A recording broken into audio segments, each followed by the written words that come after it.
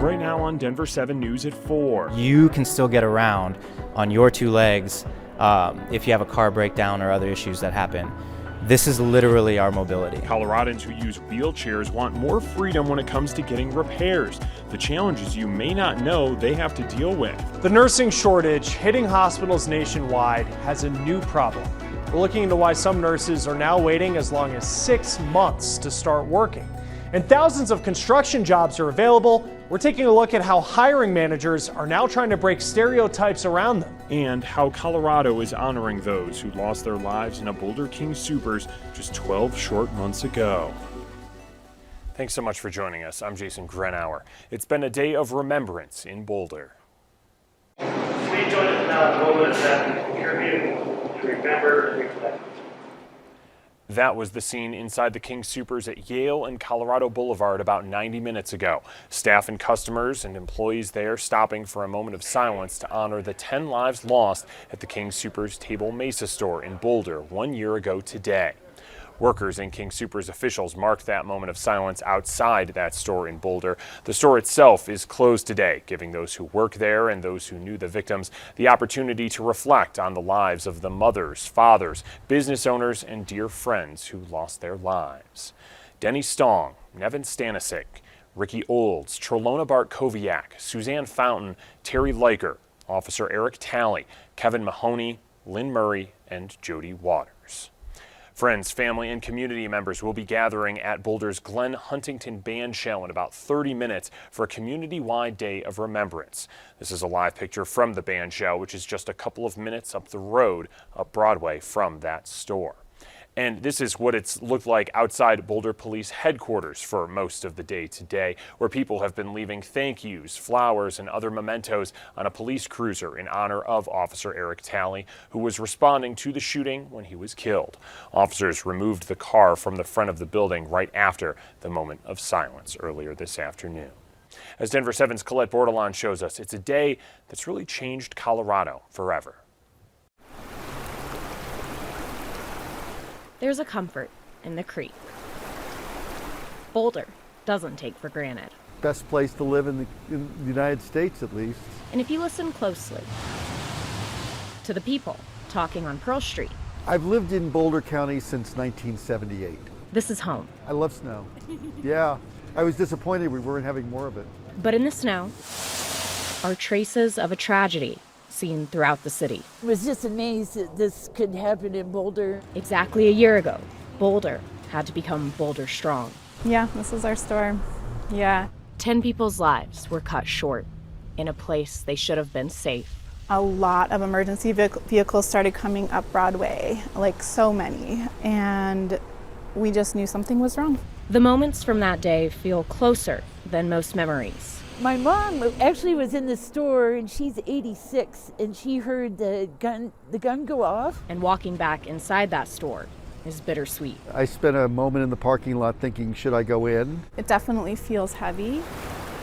But like the creek, that gives the people a reason to pause. It's important to mourn. It's important to remember. The meaning of two words said so many times this past year. Life is short, that you just don't know what's going to happen. You got to just love your people really well.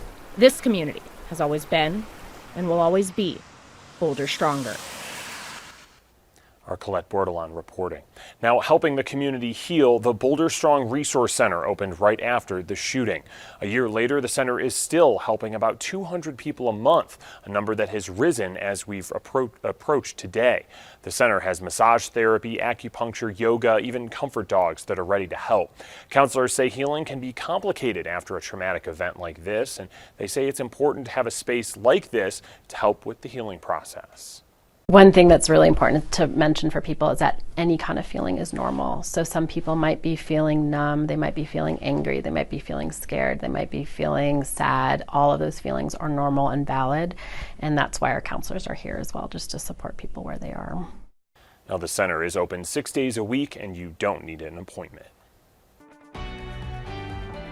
The news feed starts with a possible connection between COVID-19 and diabetes. Researchers say those who had COVID-19 were at a greater risk of developing type 2 diabetes in a study.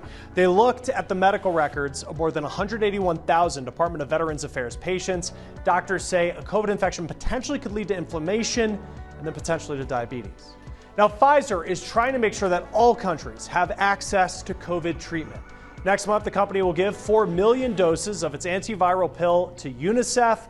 It will then go to low and middle income countries. A fourth dose of the COVID-19 vaccine, if it is approved, the government says it won't be able to buy it for everyone. That is unless lawmakers pass a $15 billion package that is currently stalled. Right now, the government does have enough money to buy the vaccine for those older than 65 and the first shot for children under the age of 5. All right, starting this week, if you don't have insurance, the government will not be able to cover COVID treatment and testing. The Biden administration is stopping accepting claims. Next, they plan to phase out vaccine reimbursement for the uninsured. Well, the pandemic has made mental health an even bigger challenge, especially for young people.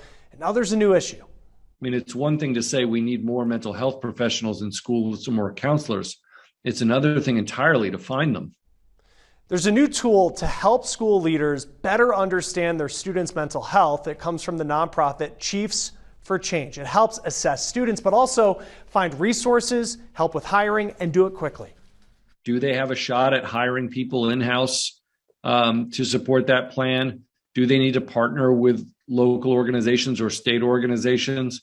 Do they need to contract with telehealth providers to support students?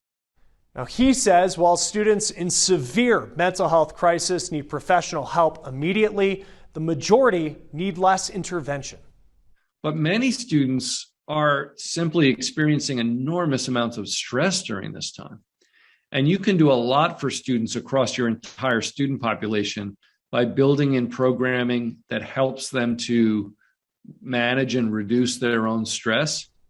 Now, here are some resources to help schools and students who may be struggling. There's stress-reducing practices that are science-based from the Foundation Pure Edge, and you can also find free student mental health guides at chiefsforchange.org.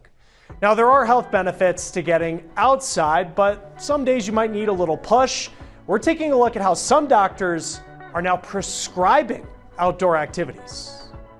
Plus, getting a broken wheelchair fixed isn't as easy as you might have thought.